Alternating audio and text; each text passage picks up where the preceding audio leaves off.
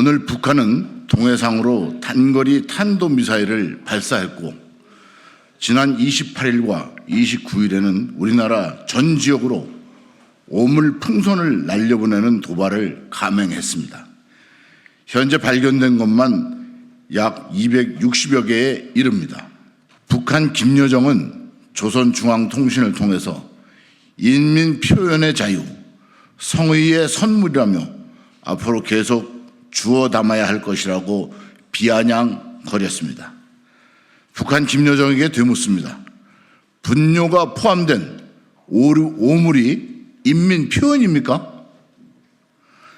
그리고 대한민국 국민의 생명과 재산을 위협한 이번 사태에 대해 문재인 전 대통령과 김여정의 하명법인 대북전단 살포 금지법을 주도한 민주당은 또 우리 탓이라고 할 것입니까? 오늘은 북한의 오물 풍선 살포에 대해서 규탄하기 위해서 이 자리에 나왔습니다. 존경하는 국민 여러분, 오늘 북한은 동해상으로 단거리 탄도미사일을 발사했고 지난 28일과 29일에는 우리나라 전 지역으로 오물 풍선을 날려보내는 도발을 감행했습니다.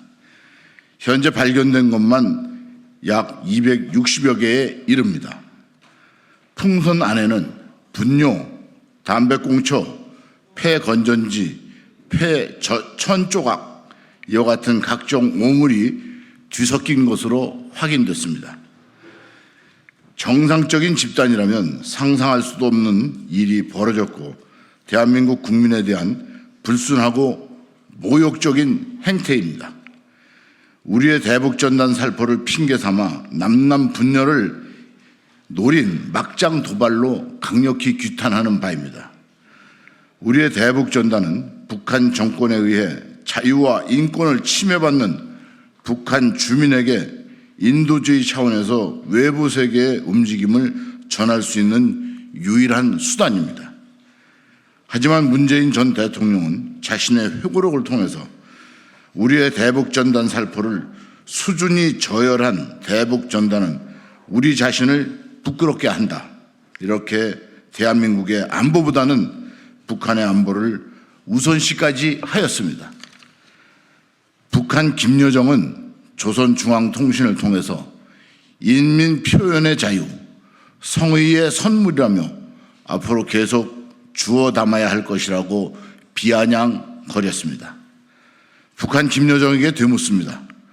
분뇨가 포함된 오물이 인민 표현입니까? 그리고 대한민국 국민의 생명과 재산을 위협한 이번 사태에 대해 문재인 전 대통령과 김여정의 하명법인 대북전단 살포 금지법을 주도한 민주당은 또 우리 탓이라고 할 것입니까? 북한 정권의 도발과 겁박은 어제 오늘의 일이 아니지만 이처럼 저급하고 졸렬한 오물 공격 사태는 절대 가볍게 봐서는 안 될 것입니다.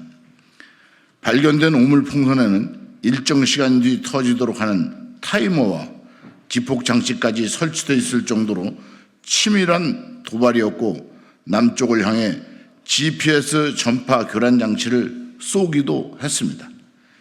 풍향, 풍속에 따라 대한민국의 어느 지점까지 풍선이 도달할 수 있는지 실증적 데이터를 수집했을 가능성도 배제할 수 없습니다. 이에 우리 국방당국은 이번 사태를 그냥 넘어가서는 안 되며 단호하게 대처해야 합니다. 최악의 경우 신경 독소 VX나 탄저균 등 생화학 물질이나 폭발물을 매달아 공격할 수도 있다는 의미로 받아들여야 합니다.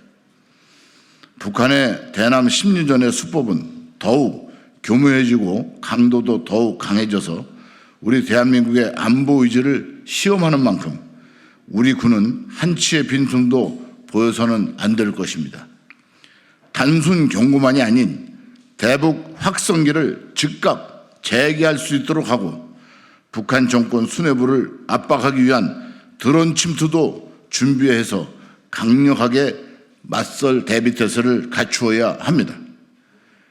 그러기 위해서는 현재 남북관계 발전법에 의해 금지된 대북 확성기 방송을 즉각 재개할 수 있도록 국회와 정부는 관련법 개정에 적극 나서야 합니다. 북한의 오물풍선이 내용물을 바꿔서 국민의 생명과 재산에 직접적인 피해를 준다면 상황은 달라질 수 있기 때문입니다. 오물풍선의 무게는 약 10kg 내외로 경북 영천에서는 오물풍선이 떨어지면서 비닐하우스가 파손되기도 했습니다.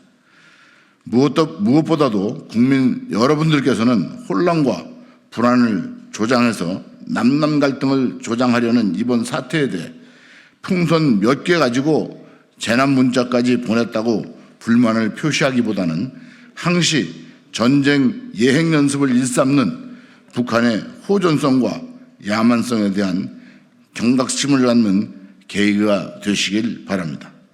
2024년 5월 30일 국회의원 한기호. 감사합니다.